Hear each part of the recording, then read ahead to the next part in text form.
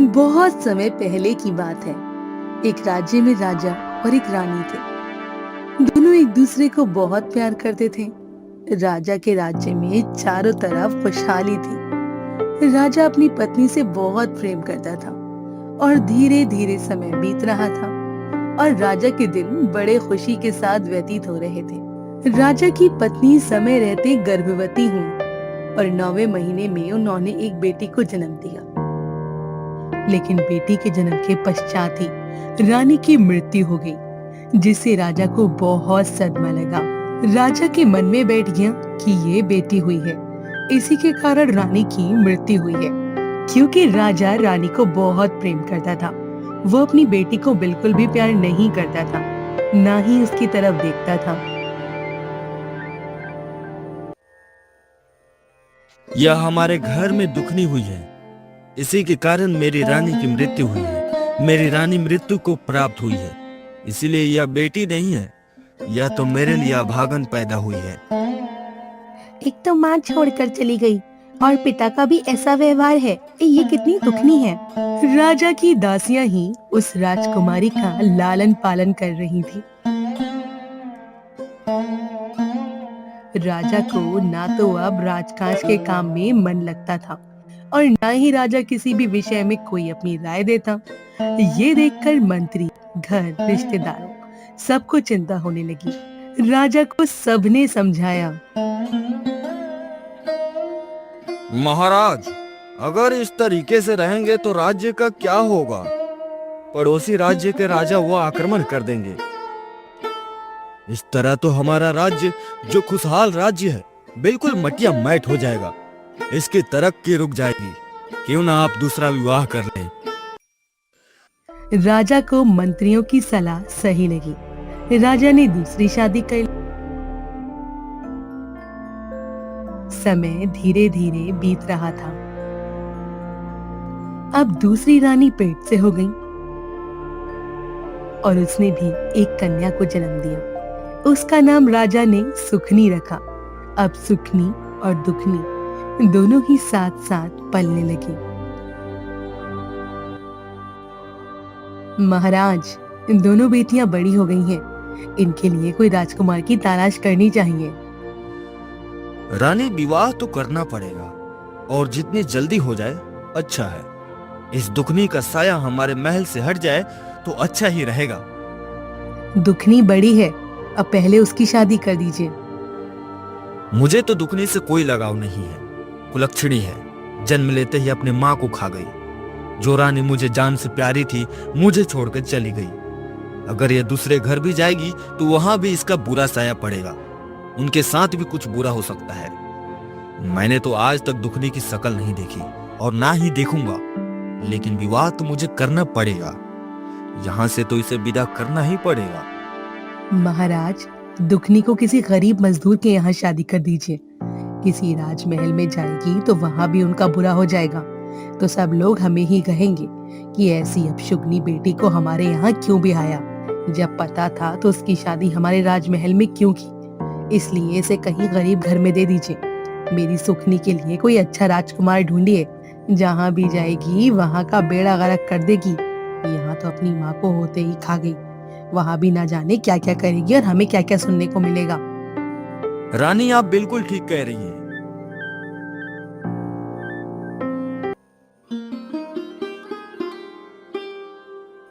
अगले दिन ही राजा ने तुरंत ही अपनी जोनाई और ब्राह्मण को बुलवाया अपनी सभा में और उन्हें कहा, दुखनी के लिए एक गरीब वर देकर आओ। अब नाई और ब्राह्मण दुखनी के लिए वर की तलाश में चल दिए। चलते चलते बहुत दूर एक गांव में पहुंचे। वहां उन्होंने देखा कि एक कूस की जो टूटी फूटी सी झोपड़ी थी। नाई और ब्राह्मण वो उस झोपड़ी के पास गए और उससे कहने लगे, मैया, तुम्हारे घर में कौन कौन है? बेटा, हम तो गरीब लोग हैं, मजदूरी करके अपना पेट पालते हैं। मेरा एक बेटा है जो मजदूरी करता है, जितना कमाता है उससे ज्यादा उड़ा देता है। क्योंकि उसे तो काम में मन नहीं लगता। मेरे से जो भी होता है वो मैं कर लेती हूँ। माई, हम तेरे बेटे के लिए एक बहुत ही अच्छा रिश्ता लाए हैं। क्यों भैया, क्यों मुझ भिखारन का मजाक उड़ा रहे हो? भला मेरे बेटे से कौन विवाह करेगा? अरे माई, हम तुम्हारे बेटे के लिए बहुत ही अच्छा रिश्ता लाए हैं, और वो भी राजमहल से लाए हैं। माई, हमारी बात ध्यान से सुनो। राजा की बेटी जरूर है, लेकिन ना तो वह तुम्हें कोई दान दहेज देगा, न ही वो शानो शौकत से विवाह करेगा। वह बेचारी दुखिया है। तुम उसे माँ का प्यार देना। बड़ी संस्कारी लड़की है, लेकिन राजा की नजरों में गिरी हुई है मैया। पूरी प्रजा को उससे सहानुभूति है, लेकिन आएगी तो तुम्हारे घर को स्वर्ग बना देगी। बड़ी अच्छी लड़की है। ठीक है बेटे, मेरे तो बेटे का विवाह होना ही मुश्किल है। कौन अपनी लड़की को मेरे बेटे के लिए देगा? मुझे तो ऐसी खुशी है कि मेरे बेटे का विवाह हो जाएगा बस। उसके साथ कुलक्षणी का रिश्ता तय करके नाई और ब्राह्मण अपने घर लौट आए और उन्होंने आकर राजा को सारी बात बताई। तब राजा ने कहा, एक बहुत ही सुंदर और अच्छे राज्य का राजकुमार तलाश करो हमारी सुखनी बिटिया के लिए। जो आज्ञा महाराज।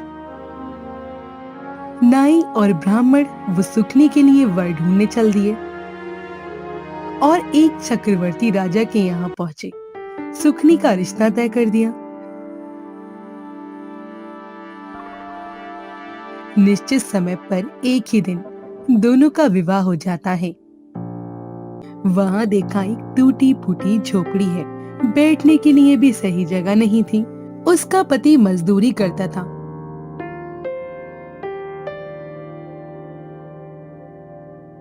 कुछ पैसे लाता है जिससे घर का गुजारा नहीं चलता। बेकारन अपनी बहू को बहुत प्यार करती थी, बिल्कुल बेटी के जैसे। लेकिन दुखनी का पति उसे बहुत ही तंग करता था, मारता पीटता था। धीरे धीरे समय बीत रहा था। दुखनी के एक बेटा और एक बेटी हुई।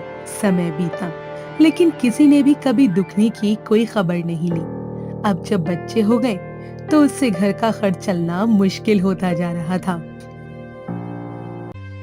एक दिन दुखनी की सासू माँ कुछ पैसे भीख मांग कर लाई तो कहने लगी, माँ जी, ये भीख मांगना हमें अच्छा नहीं लगता। मैं कुछ काम करूंगी तो घर के हालात अच्छे हो जाएंगे। बेटी, तू तो राजकुमारी है, तुमने कहाँ किसी के यहाँ काम करा होगा? माँ जी, कैसी राजकुमारी?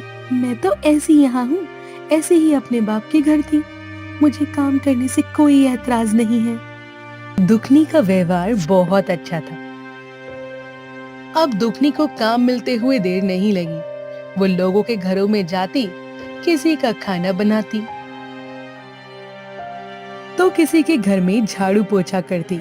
ऐसे करके दुखनी को कोई अनाज दे देता, कोई खाने के लिए भोजन दे देता, कोई कुछ पैसे दे देता। इस तरह दुखनी का गुजारा अब सही से होने लगा। उसके पति में तो कोई सुधार नहीं आ रहा था। दुखनी अपने पति को सुधारने के लिए कहती है, समझाती तो वह उल्टा उसे पीटता। उधर सुखिया के घर में तो नौकर चाकर की कोई कमी नहीं थी। वो तो राजकुमारी थी और राजमहल में राजा के घर से विदा हुई राजा की पत्नी हुई। एक दिन सुखनी को अपनी बहन दुखिया की याद आई। वो सोचने लगी, जाकर जरा देखूं तो सही, काफी समय बीत गया है। आखिर महारानी के रंग ढंग कैसे हैं? ज्यादा दुखी तो होगी ही, आखिर उसके पास है ही क्या? जाकर देखना चाहिए। अगर कहेगी तो उसे अपने पास नौकरानी रखूं और मेरा काम करेगी तो मेरे दिल को बड़ी तसल्ली होगी कि कम से कम यहाँ भी मेरी सेवा कर रही है।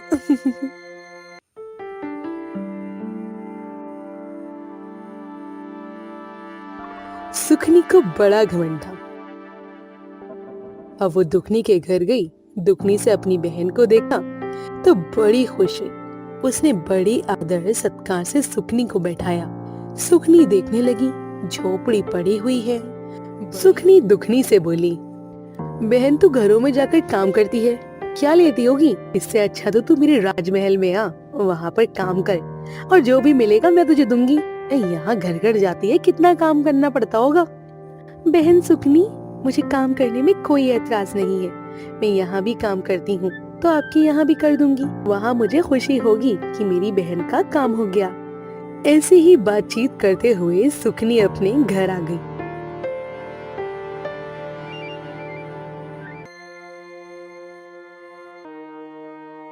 अगले दिन से दुखनी सुखनी के घर जाने लगी।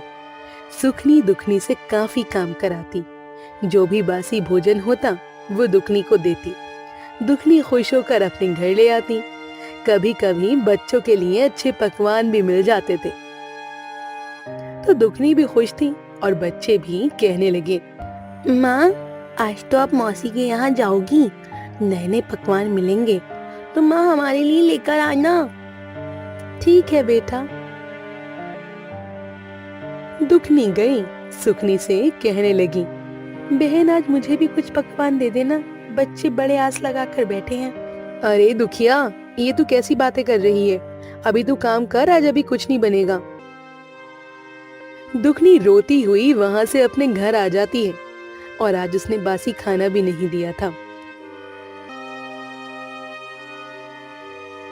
माँ आज मौसी ने कुछ भी नहीं दिया है। नहीं नहीं बेटा, भगवान। दुखनी ने मन ही मन निर्णय लिया। उसने कुल्हाड़ी और रस्सी उठाई और कहने लगी, आज से वो किसी के घर की नौकरानी नहीं बनेगी, अपना काम मैं आज खुद करूंगी। जंगल से लकड़ी लाऊंगी, उन्हें शहर में जाकर बेचूंगी और अपना गुजारा करूंगी। अब वो लकड़ी लाने के लिए रस्सी और कुल्हाड़ी उठाकर जंगल की तरफ चल दी।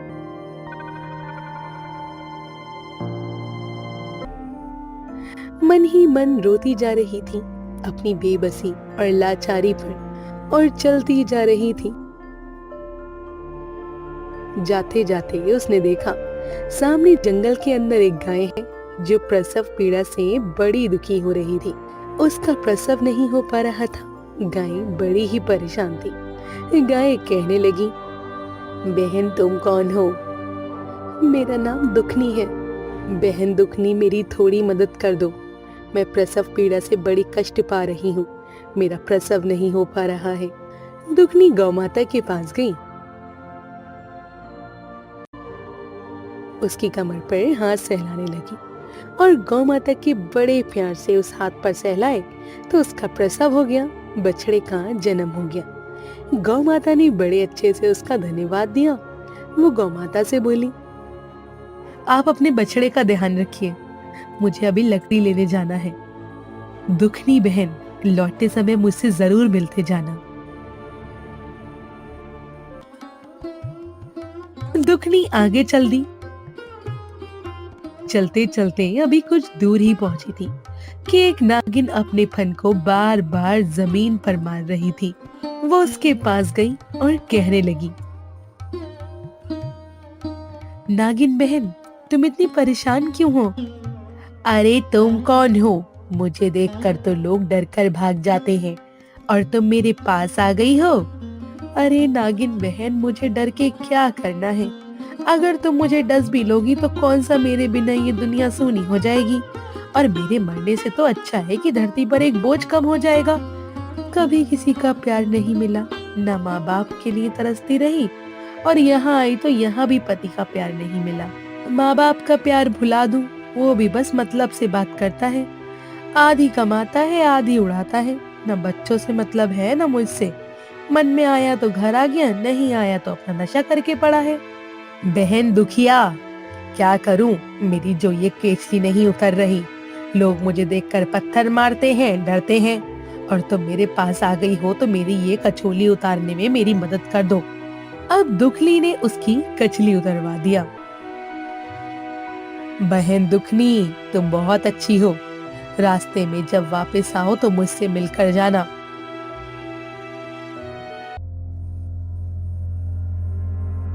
दुखनी वहां से टल दी और चलते चलते कुछ आगे पहुंची। जंगल के अंदर एक बहुत ही बूढ़ी माई बैठी हुई थी। दुखनी ने देखा बूढ़ी माई बैठी हुई परेशान है। वो बुढ़िया माई कहने लगी, अरे कौन हो तुम बेटी, और इस जंगल में तुम क्या कर रही हो? माँ जी, मैं तो यहाँ लकड़ी काटने के लिए आई हूँ, लेकिन आप इतने जंगल में क्या कर रही हैं? बेटी, मैं तो ये झोपड़ी बनाकर रहती हूँ। बेटा मेरे पैरों में बड़ा दर्द हो रहा है, मुझसे चला नहीं जा रहा। तो क्या मेरी झोपड़ी के अंदर तक बैठा सकती है मुझे? हाँ हाँ जरूर माँ जी। दुखनी उसके पास गई, उसके कंधे से सहारा दिया। झोपड़ी अंदर एक चारपाई पड़ी हुई थी, वहां पर जाकर उसे बैठा दिया। बेटा मेरे पैरों में बड़ा दर्द है।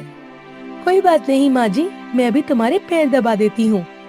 बेटी देख, शाम हो गई है, अब तू घर लकड़ी लेकर कैसे जाएगी बेटा? कोई बात नहीं माँ जी, इतने दिन सहे, एक दिन और सही, आज नहीं तो कल ले जाऊंगी। बेटी ये पोटली ले जा और इसे अपने घर जाकर खोलना।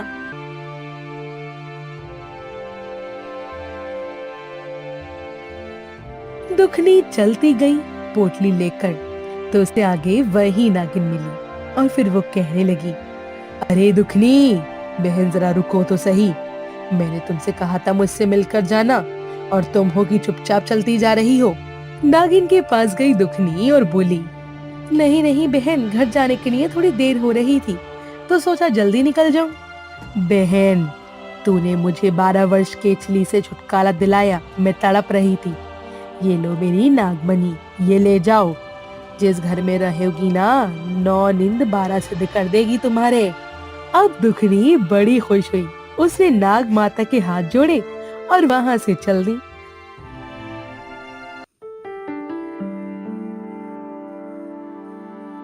चलते चलते दुखनी अभी थोड़ी दूर ही पहुंची थी कि गौ माता ने आवाज लगाई, अरे ओ दुखनी बहना, कैसे चुपचाप चली जा रही हो?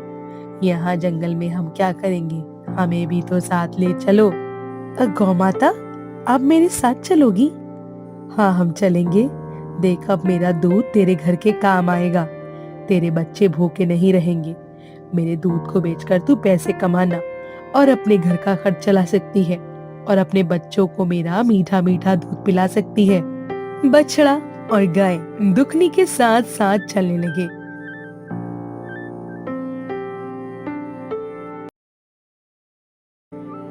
जब घर पहुंची तो दुखनी की सास बैठी हुई इंतजार कर रही थी और कहने लगी, अरे बहू दुखनी, आज तो बड़ा समय लगा दिया।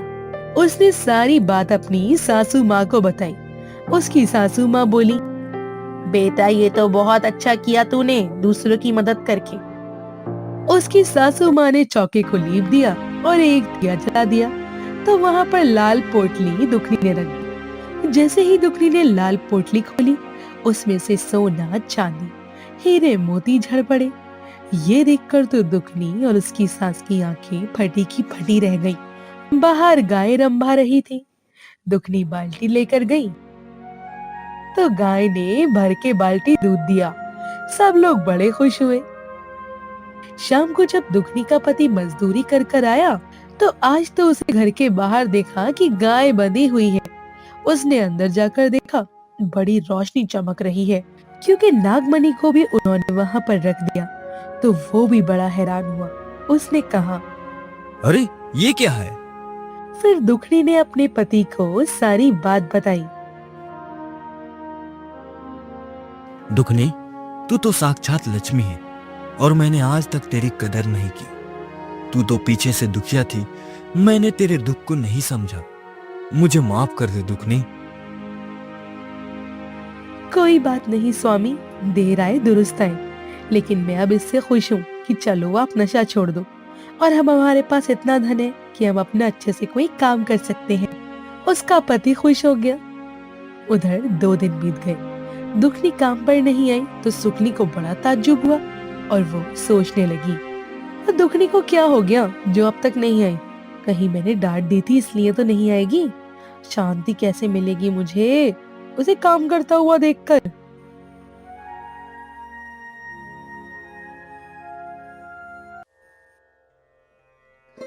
दुखनी के घर सुखनी आ गई और कहने लगी, अरे दुखनी तू काम पर क्यों नहीं आ रही है? अरे बहन मुझे अब किसी काम की जरूरत नहीं है। सुखनी ने देखा तो उसकी आंखें फटी की फटी रह गईं। उसके घर में हर सुख सुविधा की चीजें मौजूद थी। आखिर इतना धन इसे कहाँ से मिल गया? देख दुखनी, सच सच बता, कहाँ से चोरी करके लाई है? नहीं तो मैं राजा से शिकायत करके तुझे कारागार में डलवा दूंगी। सुखनी बहन, मैंने कोई चोरी नहीं की, मुझ पर तो भगवान की कृपा से ये सब हुआ है। अच्छा, फिर पूरी कहानी बता मुझे। सुखनी के मन में लालच आ गया। वो जैसे दुखनी ने बताया तो उसे भी धन पाने का लालच अपने मन में जाग उठा। मैं भी जंगल जाऊंगी और धन लेकर आऊंगी। अब सुखनी अपने घर आ गई।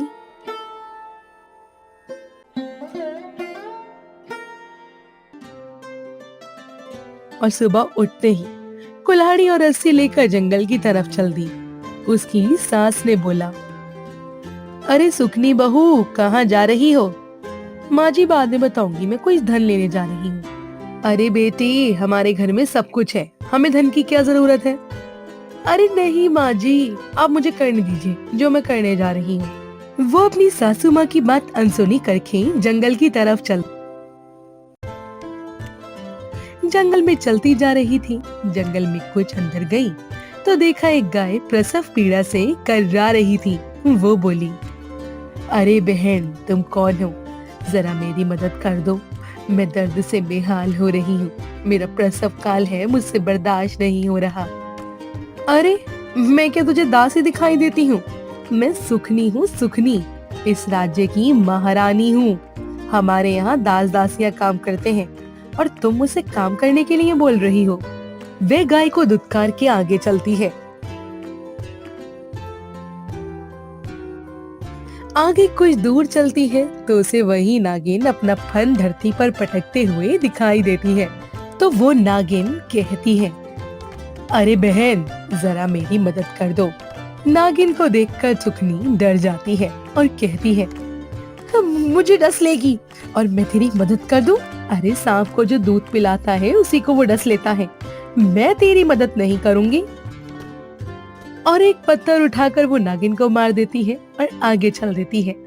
आगे चलते चलते जब काफी अंदर जंगल में चली जाती है, वो उस बूढ़ी माई को ढूंढती है और ढूंढते ढूंढते काफी परेशान हो जाती है।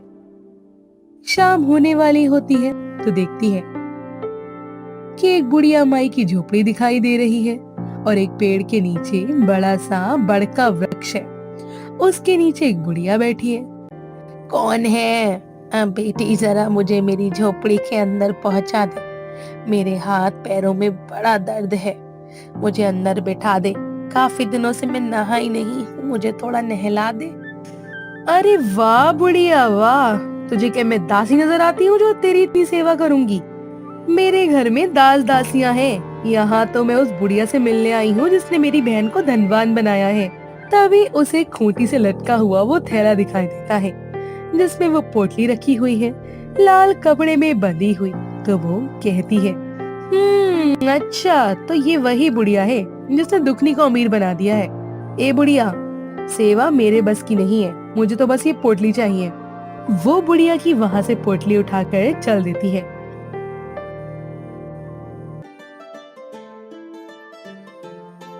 रास्ते में आती है तो देखती है वो नागिन अभी भी ऐसी फन पटक रही है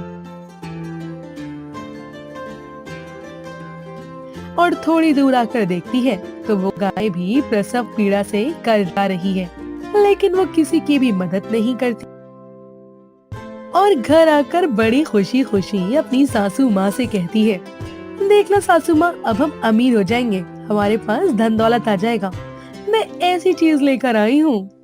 पता नहीं कैसी बहू मिली है, संस्कार तो इसमें थोड़ा सा भी नहीं है। जब उस पोटली को वो खोलती है तो क्या देखती है, वहाँ कीड़े मकोड़े भिनभिना रहे हैं और तभी देखते देखते उसके महल में आग लग गई। उसका सारा राजपाट जलकर खाक हो गया। ऐसी कुलक्षणी आई है, जब से आई है हमारा राजपाट भी जला दिया।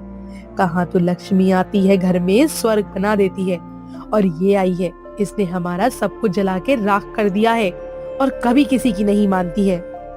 हे भगवान, दुखनी, ये मेरे साथ क्या कर दिया? उसकी काली छाया पड़ गई हम पर, इसलिए हमारे साथ ऐसा हुआ है। बाहर जहाँ पर हीरा की बनाई हुई मूर्ति रखी होती है, वहाँ पर एक जादुई उड़ती हुई शक्ति आ जाती है और मूर्तियों के ऊपर मंडराती है और गायब हो जाती है। सुबह होते ही हीरा गोपाल को नींद से उठाता है और बोलता है, अब उठ जा कामचोर, क्या सारा दिन सोता रहेगा? जी मालिक, क्या काम है मेरे लिए सुबह सुबह? तभी बाहर से एक बाबा की आवाज आती है।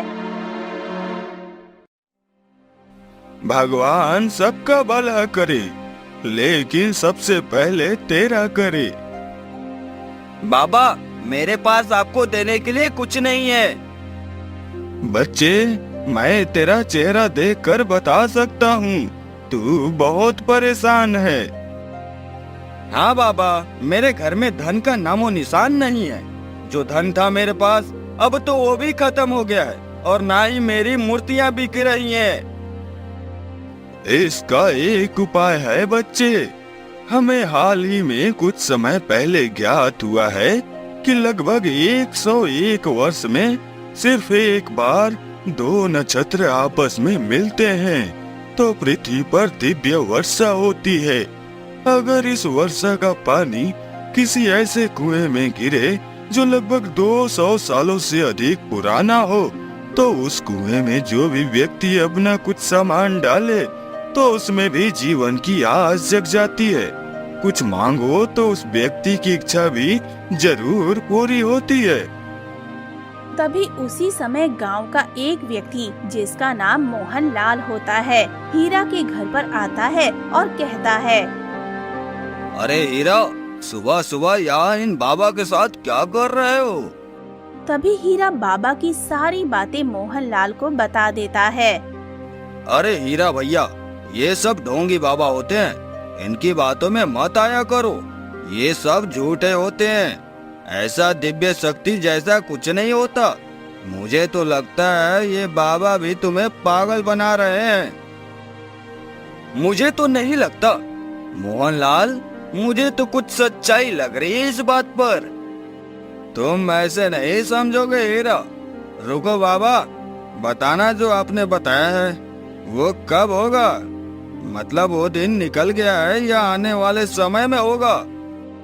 बच्चे, मुझे इसके समय का अनुमान नहीं है ये कब होगा या ये हो चुका है। देखा हीरा, ये बाबा जिन्हें समय ही नहीं पता कि ये कब होगा, या इन्हें ये भी नहीं पता कि ये हो चुका है। हीरा, ये सब ढोंगी होते हैं। मोहनलाल गुस्से में बाबा से बोलता है, ढोंगी बाबा, बता क्यों तू हीरा भैया को पागल बना रहा था? मुझे लगा कि ये सब बताने से बच्चे के मन में जोश जगेगा और प्रसन्न होकर मुझे कुछ भिक्षा देगा। तुम जैसे बाबा के कारण हमारे जैसे लोगों को बाबा लोगों से विश्वास उठ गया है। पर मेरी ये वाली बात सच है, तुम मानो या ना मानो। अब तुम निकल जाओ बाबा, इससे पहले कि मुझे और गुस्सा आए। बाबा वहाँ से निकल जाता है।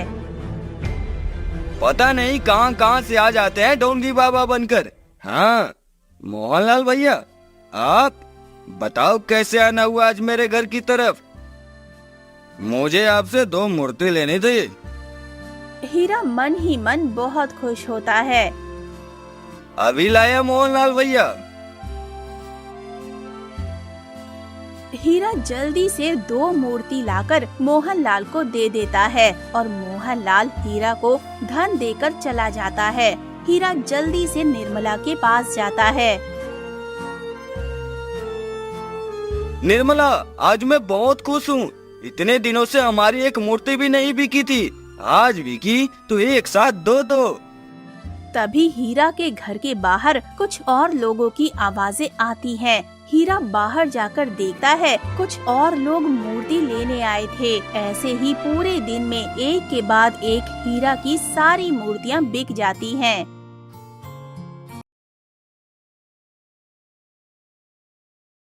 निर्मला, आज का दिन मेरे लिए किसी चमत्कार से कम नहीं है। एक ही दिन में मेरी सारी मूर्तियां बिक गई। ये मेरे लिए किसी सपनों से कम नहीं है। देखा, मैं कहती थी ना, भगवान के घर देर है पर अंधेर नहीं। आपको आपकी मेहनत पर विश्वास होना चाहिए। और मैंने ये भी कहा था कि आपकी मेहनत एक दिन जरूर रंग लाएगी। हाँ निर्मला, तुम सही थी। अब मुझे और मूर्ति बनाने के लिए पूरी रात भर जागना होगा, क्योंकि कुछ लोगों को आज मूर्ति नहीं मिल पाई, तो मैंने उन्हें कल के लिए कहा है मूर्ति देने के लिए। मैं बाहर जाकर देख लेता हूँ कि सारा सामान है कि नहीं मूर्तियाँ बनाने के लिए। हीरा जैसे ही घर के बाहर आता है, हीरा देखता है कि दूर से एक साधु शांत बाबा मेरे घर और लीला काकी के घर को देख रहे हैं। हीरा साधु शांत बाबा के पास जाता है और पूछता है, क्या हुआ बाबा, क्या देख रहे हो? बेटा, मैं यहाँ से गुजर रहा था कि मुझे यहाँ इन दोनों घरों से कोई दिव्य शक्ति या कोई जादुई शक्ति का आभास हुआ। इतना कहकर साधु बाबा चले जाते हैं। पता नहीं साधु संत बाबा कहना क्या चाहते थे। लगता है ये भी कोई ढोंगी बाबा होगा। चलो छोड़ो, मुझे अभी बहुत काम करना है।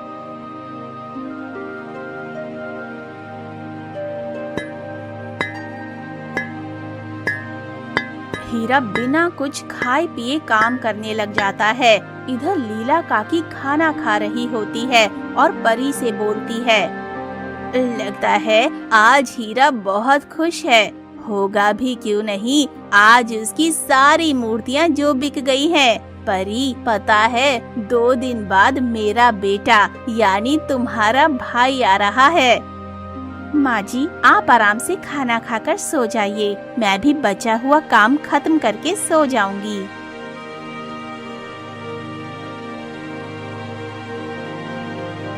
इधर हीरा मूर्तियाँ बनाते बनाते सो जाता है।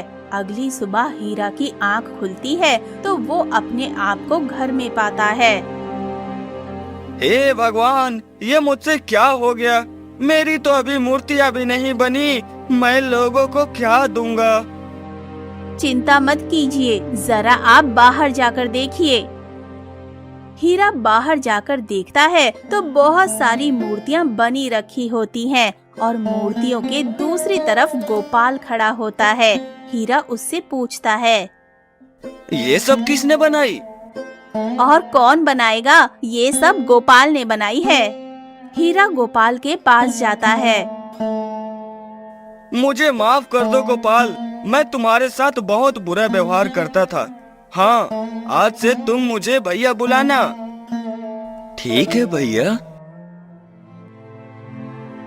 अब धीमे धीमे लोग हीरा के घर पर आने लगते हैं। हीरा एक एक करके मूर्ति बेचता रहता है और गोपाल भी हीरा को काम में सहायता कर रहा था। अब शाम होती है।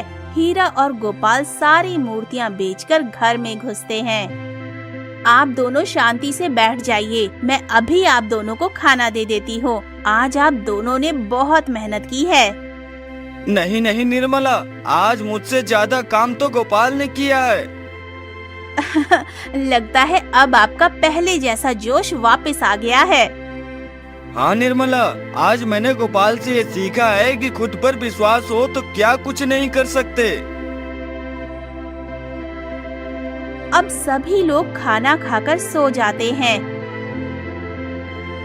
अगली सुबह होती है। हीरा उठता है और गोपाल को अपनी जगह नहीं पाता तो निर्मला से पूछता है, अरे निर्मला, गोपाल कहाँ गया? हाँ, जब मैं भी सोकर उठी तो गोपाल नहीं था। कहाँ गया ये लड़का सुबह सुबह? चिंता मत कीजिए आप, जरूर बाहर कुछ सामान लेने गया होगा। हाँ, तुम ठीक कह रही हो। वैसे भी मुझे भी मूर्ति बनाने का कुछ जरूरी सामान लेने बाहर जाना है।